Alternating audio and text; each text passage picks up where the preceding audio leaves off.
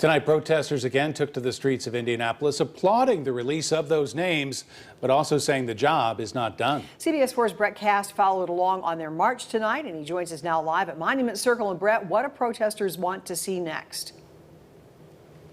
Well, Debbie, speaking with protesters today, this is just the second demand met on the list of demands from Indy 10 Black Lives Matter. The most recent, of course, being the release of the names of the officer who had shot Dre'Jon Reed. And they say it's a small victory that's just part of a much bigger fight.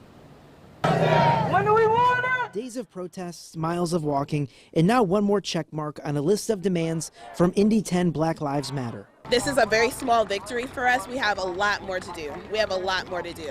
IMPD announced DeJory Mercer, a 4-year veteran, is the officer who shot Dre'Jon Reed last month after a high-speed chase. He is currently on administrative leave as the investigation and the protests continue. So we still have demands remaining. We want those officers to be fired. The pensions need to be revoked. The officer who shot and killed Dre'Jon needs to be held accountable for murder.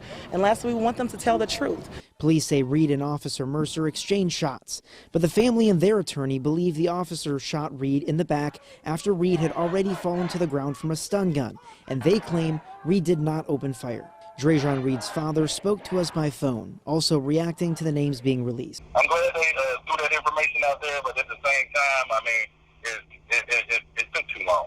He also said he appreciates the marchers peacefully taking the street, chanting his son's name, hoping their action leads to more answers. We want to, keep Dre'Jon's legacy going on, and we also want justice.